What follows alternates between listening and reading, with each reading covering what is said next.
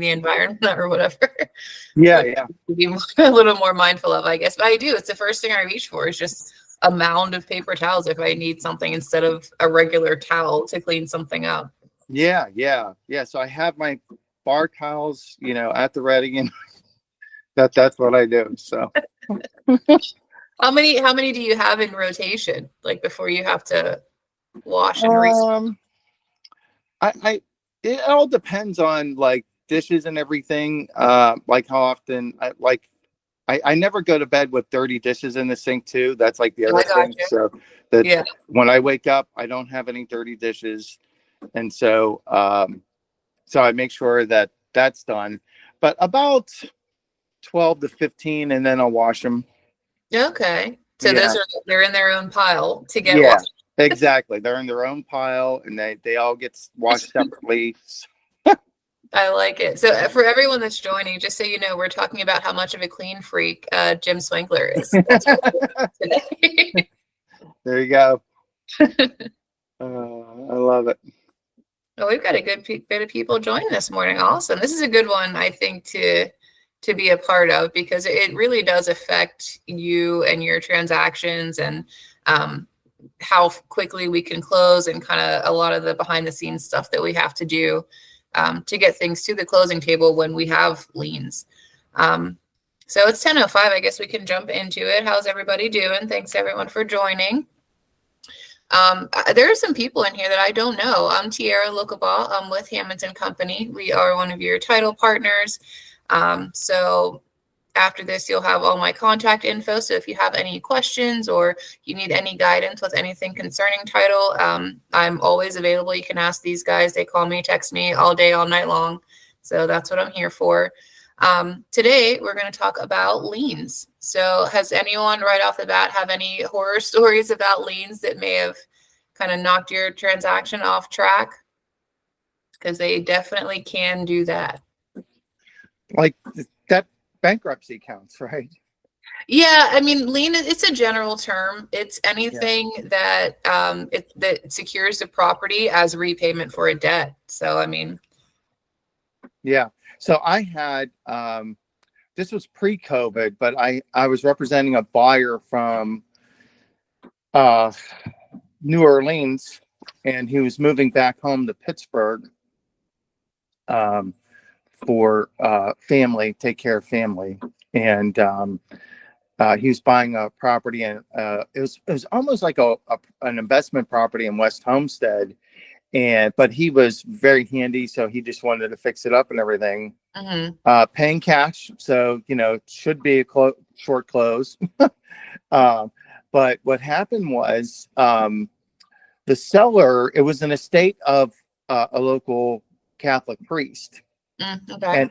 And here the nephew of the priest took care of him because he had ALS, and he had since passed away. But he put the house, I put the nephew on the deed of the house without letting his sisters know. So the priest's sister, he had two sisters, so he never told them. So then here they listed it, and then we find out, like through title, that he's on the deed. Yeah. And then here, the sisters, without telling us, so we were under contract, so they give him $10,000. Okay, to take him off the deed, like, hey, here's $10,000, go away, please. Yeah. And so we're getting close to closing. I think it was like day 18, something like that. So here he blows the 10,000 at the casino, and I don't know what they did, but like what legal means, but he wasn't removed from the deed. He was not. He was not. No. Oh. So then here he files bankruptcy. So then it goes to bankruptcy court, and long story short, we wound up closing 3 months later. Yeah. But thankfully, my buyer, I couldn't believe he hung in there. But Yeah. he really wanted that house, And it was a fixer upper, but it was in a great location and everything, and at a great price. So I can understand why he wanted, like he hung on that long. Yeah. But yeah, that was a nightmare, like a nail biter. But Yeah. once I found out from my buyer that he was cool with it and he didn't care, how long it took. We got through it and got it done. Yeah, I mean, all is well that ends well, but man, can some crazy stories come up. I've seen some interesting things. So we'll talk about liens today. We'll talk about what they are, why they matter, and of course, how they affect your closing. So what do you care about them? So what is a lien? It's any legal claim against the property to secure payment of a debt. So the first and easiest thing that would come to mind would be a mortgage, right? So the lender lets you borrow money, but it's secured by the property. It attaches to the property and not the person. So some of you may have been at a closing with me where at the end I'm asking, do you have any unpaid child support? And they're like, why? Why do you care about that? And that's because if it becomes a judgment, it attaches to the property that that person owns and not actually the person, which is an interesting concept for some people to grasp. And any liens on a property must be cleared before we transfer a title, so before closing. And that is because a lender is not going to lend money on a property that has an active lien on it. And it's because a buyer doesn't want to purchase a property that has a lien on it, because then that means that they're also purchasing that lien. Nobody wants that. They just want the property free and clear, as you hear. So there are two types. There is a voluntary lien. So again, we're thinking a mortgage. You sign it. You're saying, I understand that I am borrowing this money with the property as security for it. So if I don't pay it, the lender is going to take my property back. You are voluntarily signing that mortgage at closing.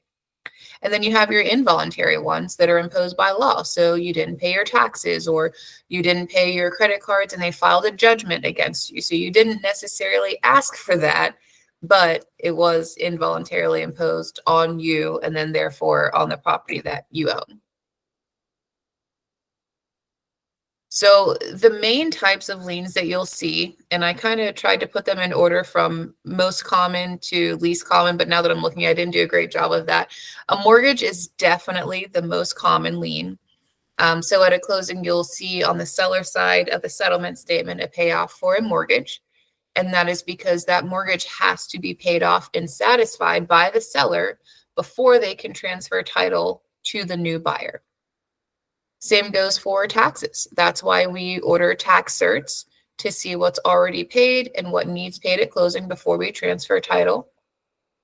Any judgments, and that could come from any number of things. That could come from credit card debt, child support, you name it, anyone that would file a judgment.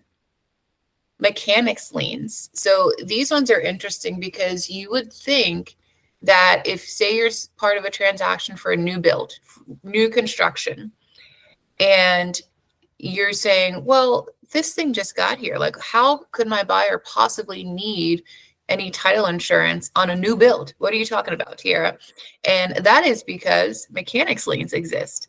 So you've got these people, contractors and suppliers and what have you, building this structure, and they need paid for it. And if they are not paid for it, the mechanic or the supplier, whoever it may be, can put a lien on that brand new property. So imagine that.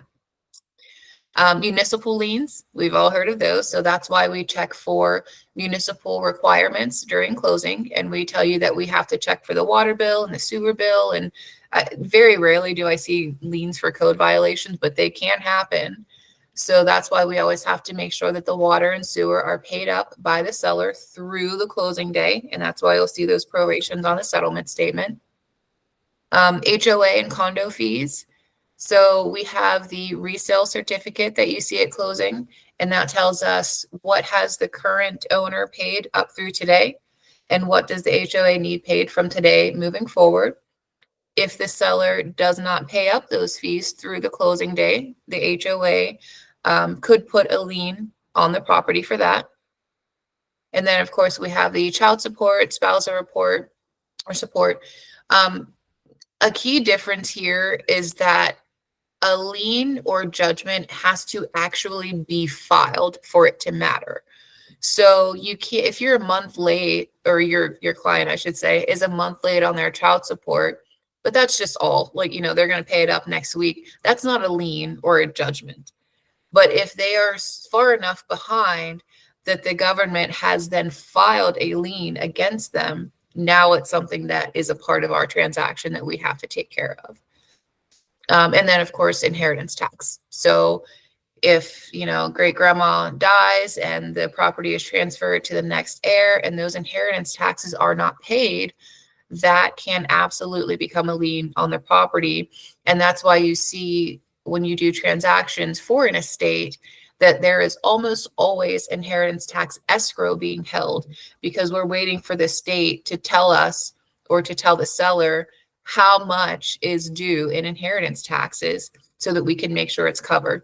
So 9 times out of 10, we'll withhold that money on our end and then pay it out whenever it becomes due.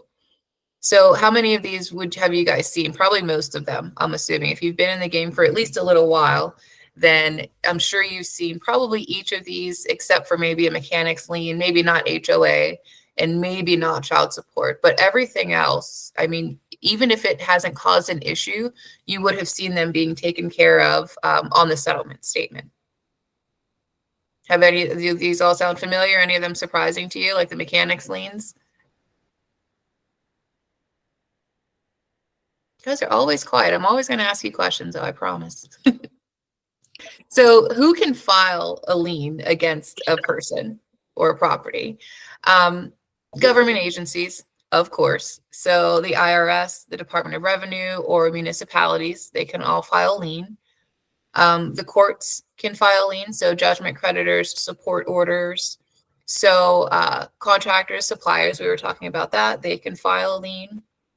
HOA associations, and then of course lenders, and that's your mortgage.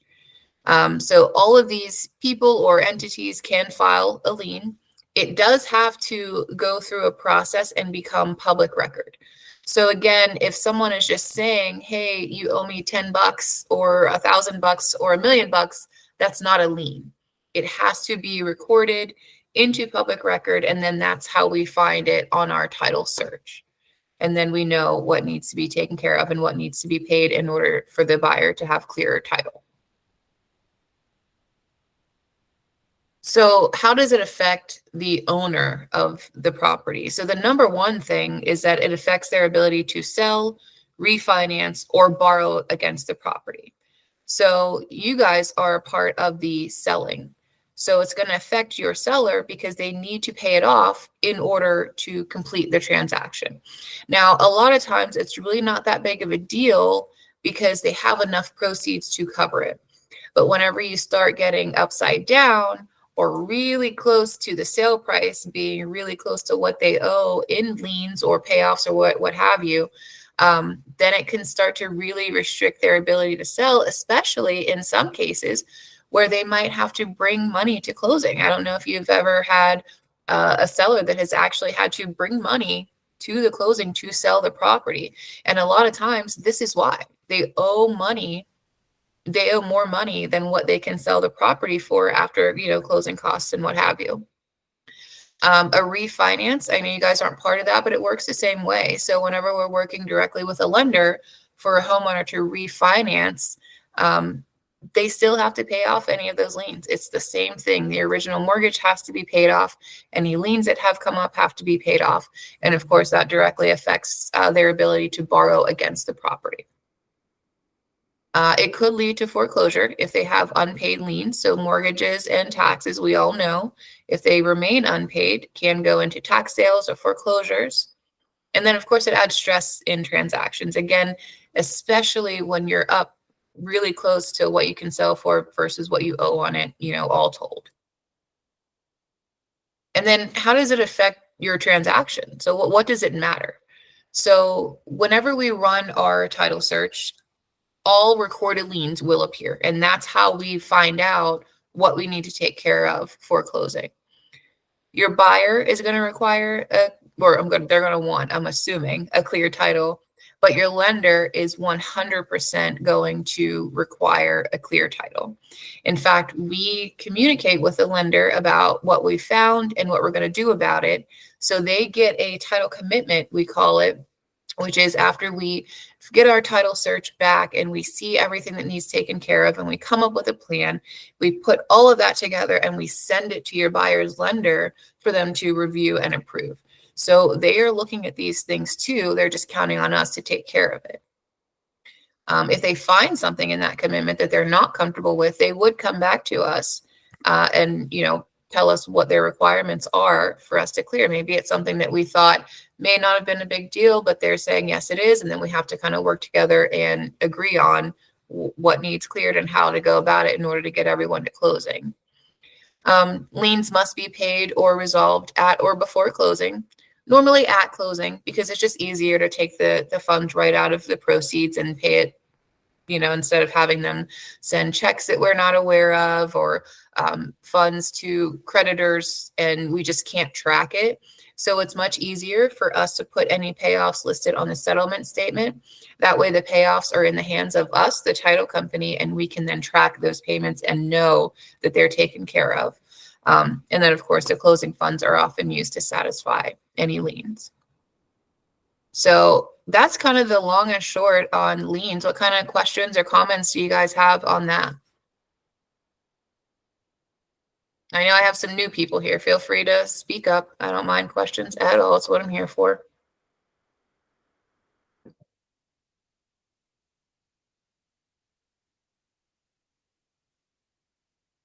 All right. Everybody's quiet. I'm just going to jump in because everybody's being quiet.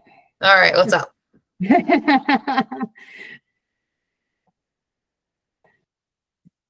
So let's see here.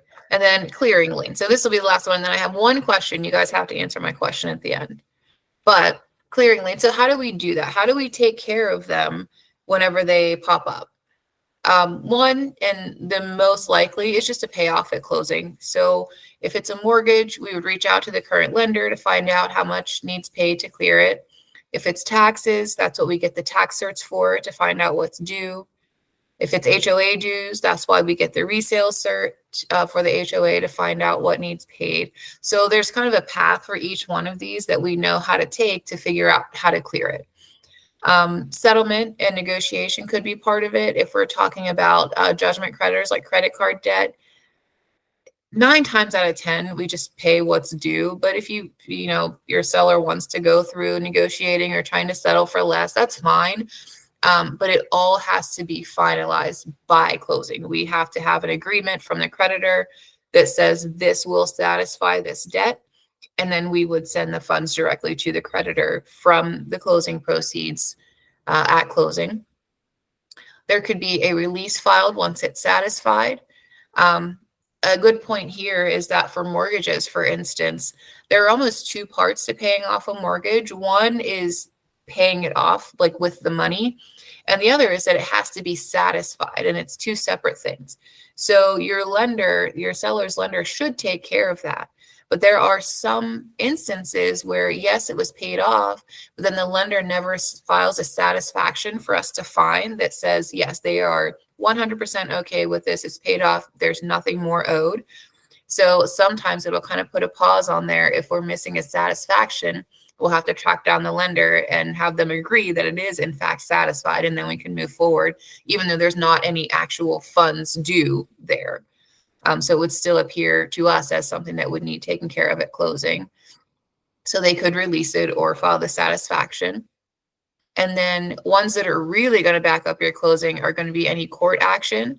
So if your seller is saying, I'm not paying that, that's not me, well, then they're going to have to go through the courts to contest that and have it proved invalid, which we know can take some time. And then a quiet title action, which we talked about before, which can take quite a few months if you need to clear someone's interest in a property. So those last 2 things are really kind of put a hold on your closing. So with that, I only have one question. I don't have a whole quiz for you today, but in this scenario, I'd like someone to tell me what you would do. So you are me, and you get the title search back, and you see $2,300 in unpaid property taxes, an $800 HOA lien, $150,000 mortgage, and a judgment lien from credit card debt. Can you tell me which of these would need to be cleared out at or before closing? What's your best guess? All of them. Exactly. Every single one. So hopefully this isn't your seller, but if any or all of these things come up on our title search, we have to then go down the path to make sure each and every one of these things is resolved on your seller's behalf so that your buyer can then have free and clear title whenever they purchase the property. I had a few phone call, but can you explain to me, and I'm sure you already explained it, the judgment lien with the credit card debt? Like, why is that tied to the title of a house? If it's, is it? Yeah, basically. That's a good question, and I get that a lot about credit cards and child support. And the simple answer, without going too far into the weeds, is that it just is. It's just something that they are able to do, which is file a judgment that attaches to the property. Now, there is a lot of if this, then that determines whether or not it does attach to the person or the property. But we'd be here for another hour going through that. So this is a general overview of things that can become liens. That does not mean that every instance of credit card debt is a lien on the person's property, if that makes sense. So basically, with the lien, it's against personal things. So if you have a lien, it can go after you personally and collect from a sale of your personal property. Mm-hmm. And that makes sense, just because, and thinking of that is like when you create an LLC for a business, you protect your personal assets, basically. Exactly. So, yeah. Exactly. You got it. So yeah, that doesn't mean that, if you're 2 payments behind and you go to sell your house, it's a big deal. But it does mean, though, that if you are so far behind that the creditor sees fit to file a judgment and go after your personal assets, then yes, then it becomes a problem. It attaches to your property. And again, and I can show you, I can send it over to you later. We do have a chart that we use kind of for new people that start out in title that tells you what is going to make something remain to attach to the person versus to their property. So it's a whole big puzzle situation that we're always trying to figure out. So yeah, not all credit card debt, but some can become a lien on a property. Absolutely. What else you guys got for me? The other thing I would suggest is, like, if you're sitting down, like with your seller or even like with your listing presentation, and you could bring up, the cost sheet tools, the other like tools for sellers that Hammonds and Company has, that would be a good segue into, like this discussion about, any possible liens or credit card debt or something like that. Or maybe they had, a local guy build on, a sunroom for them or whatever it is. But it's like a good opportunity then to open up that discussion to find out, hey, this is going to have to be settled at closing. No, I think that's a great point, and that ties right back into why this is good for you to know. You don't have to know all the nitty-gritty, and you don't have to know how to resolve it, but it is a good thing for you to bring up at your listing presentations, especially if you're I was going to say especially if it's a lower value home, but even so, I mean, you can have bigger liens, to take care of, because some people might not be aware that, like, hey, I'm going to sell this and it's going to come right out of my proceeds before I even touch it. A lot of sellers might not know that. They may have a plan, like, yeah, I'm going to sell this and then I'm going to pay off all these credit cards, like, as I see fit, or I'm going to, pay off the mortgage then. Like, some people just don't know how it actually works. So it's good for you to have kind of this baseline information and do a little bit of digging and find out if they do have any, like, how are you looking on your taxes? Do you have any other liens or judgments that have been filed against you? Just so you know, it may be required that these are paid out at closing from your proceeds. And then you can always spin it. I mean, the good news is it's taken care of. Once you close on this house, you don't have to worry about those anymore. So it is all about the presentation. But it is nice to get an idea of if they have any of these things going on, And then they get a kind of heads up that it's going to be coming right out of their proceeds. They don't really get the chance to say no to those things being paid off. And then even if you want to give me a heads up too, and then we know that's something that we're looking for on the title search. So it just can't help or can't hurt to know about it, to have that conversation, to set good expectations for everyone involved. What else you guys got? Belle has a question. She wrote it in the chat. Ooh, let's see. Is there any research you recommend we do prior to listing a property or as buyer's agent before opening title? That's a tough question. I mean, I don't really think so. It depends on where you're selling. You may be able to go online and find, documents and things that are on title. It's a little bit monotonous to try to do, and not everyone is online yet. But honestly, that's the point of a title search. That's what we're here for. Now, if your seller is saying, you know what, I haven't paid taxes in this long, and I've got this, and this judgment against me, and you're thinking in your head, well, like, wow, this might not even work out. Like they might need to bring more money than they even have to closing. Then I might suggest doing a title search before you go under contract. That's always an option for you. It's usually about $150 that the seller would pay. And we could do the title search so that we know what we're working with before you even list it, if you want to, or, before you get under contract. That way you kind of have an idea of if it's worth going through the motions of it anyway, just to find out, well, my seller has to bring $20,000 to closing, and that's never going to happen. If that's the case, they do pay for these title search up front, again, about $150. But if it does end up closing with us, then we reimburse it back, because generally we pay for the title search. We don't charge anybody for the actual title search. So if they were to pay for that up front, we would reimburse them at closing. And then if not, at least they know what's going on. That was kind of like my question too. Like, I know like sometimes we tell sellers like it's a good idea to do a home inspection prior to selling, because then you're just open about everything, and it could have, like, could doing a title search also be like, have people done that? Is that like a common thing? Is it something, just to kind of let them know that they can do if they feel that there might things come up and they can get ahead of it? Yeah, I would say it's not common, as in not a lot of people do it. But when people ask, it's not uncommon to us. We're like, yeah, that's smart. Let's get ahead of it and know what we're looking at. Now, the only thing is that things do expire. So depending on how long it is from the time we do the title search to the time it actually closes, we may have to do a bring down, which is just kind of a quick search again of the property, just to make sure nothing's been filed between the time we got the title search and the time we close. But if we're talking, like 6 or 12 months in between, we might have to do it again.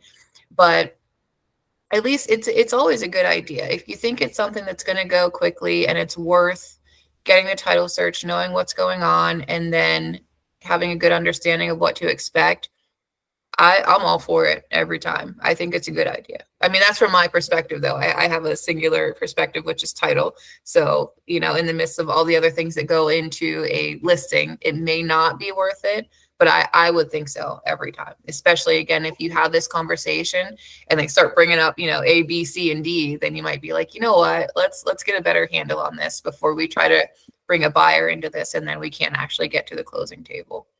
Yeah, and I mean, and this is just my wheels turning, and it could be something when we do our listing presentation, or just if, let's say, we are under contract and we kind of we talk to them and we're saying, hey, if you want to close fast, we should get a home inspection, do a title search, do these things, and then price it. Try to do a good price and not price it high, because then, okay, these things are going to help you sell fast if you want to sell it. So I guess that's a way we could present it to them. Also, are like, you know, how when you do lending or like when you're getting a mortgage, there's things that you shouldn't do before closing. Are there things that our sellers shouldn't do, you know, prior, like during a transaction or, you know, things like that? My first thought on that is it's probably too late to do or not do anything, because by the time something becomes a lien, it's been a problem for a minute.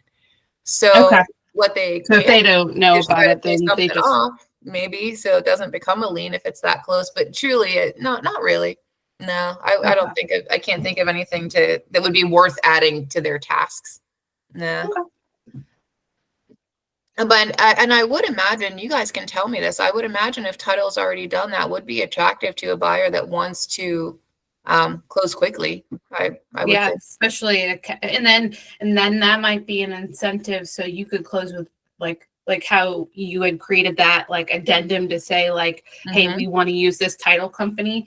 I Yeah. mean, the fact that we did title or like actually did the title, Yeah, you it's know, done. 'cause with Yeah. the addendum, they might say, oh, I don't know. But if it's already done, it's just a greater, I mean, because a lot of times if it's already been under contract once and they've done the title work, we suggest, hey, let's use this title company because they've already done it, you know? Yep.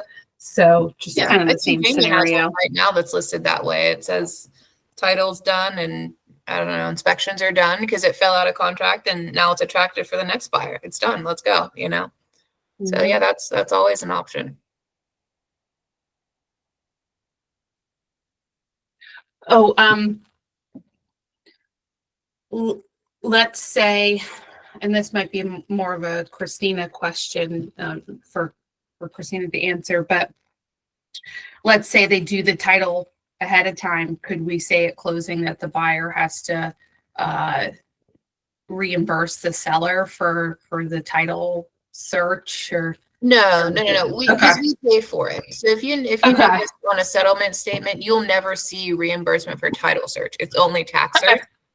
And Okay. it's just something we do. We pay for the title search. So if it Oh, okay, gotcha. now, if you end up closing with another title company, that might be a good idea. But if it closes with us, we just wipe it out. We don't Okay. pay for it.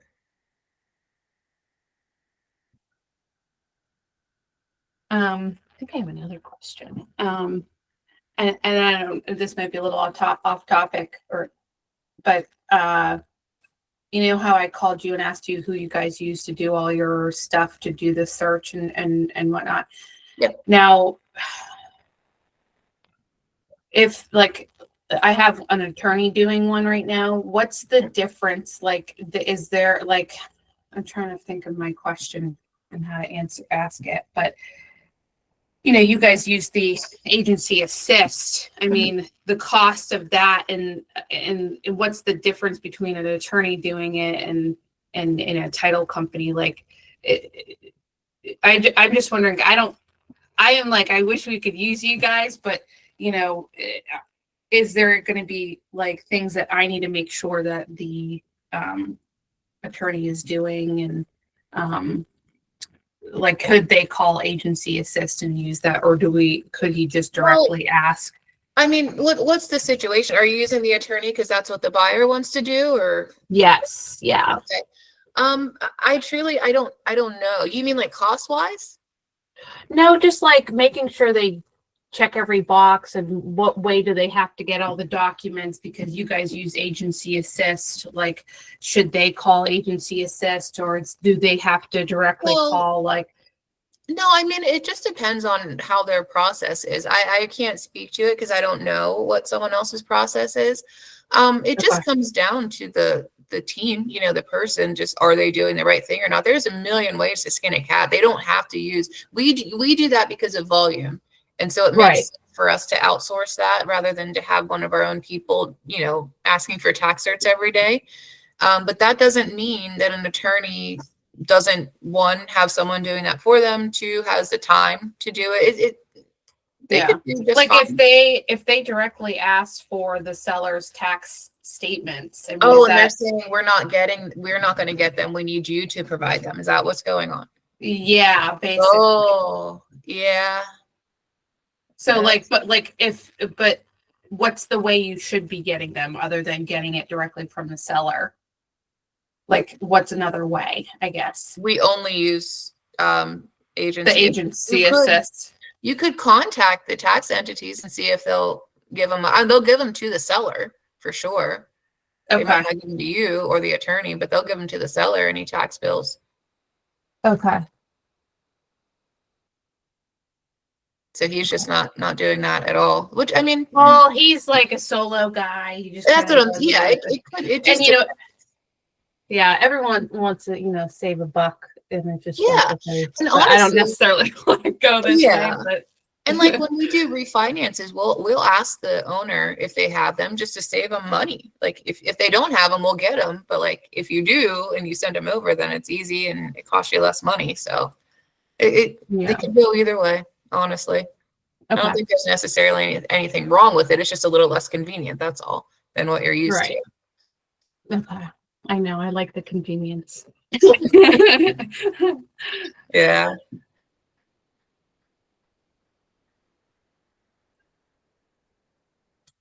Anything else? Anybody else have any questions, comments? All right, cool. And I was thinking, I wanted to ask you guys, I was thinking of doing like a little one pager of these that I'll email out, sort of like an in case you missed it situation. Do you think that would be helpful to kind of have this stuff pointed, the things that we've gone over? That way you have it at your fingertips, or if you have a question on it, then you can kind of reply to it and ask me. I'd probably send them out like once a month just so I'm not bombarding you, but I would go back over the things that we've gone over and just on a one pager and send it out, just reminders and kind I of think go that over would what we be went over. great. So that way, like if we run into a particular situation, you have your closings and stuff like that, and we call you and we might talk through a scenario. But I think it would be good to have those clear cut notes, because maybe we could go back and be like, oh, okay, this is Yeah. I understand this again, because we talk through it, but to remember it isn't always Yeah. unless Yeah. we do it every I don't day. expect you to remember everything I say while I'm just blabbing for 30 minutes. So, okay, cool. And Ebony, I got your message too. So I'll do that. Give me a little bit, because I have a little bit of a backlog, which is a good thing, because I'll just do the other 11 that we did as well. And I'll start pushing those out to all of you.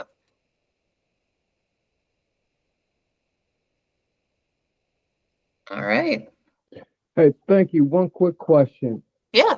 Will I know a couple weeks ago we went over the tax sales and stuff. Can you do one on that one too? Yeah. Yep. I'm going to go back and do every single one. I'll start with tax sales for you. How about that? Oh, you're the best. Thank you. No problem.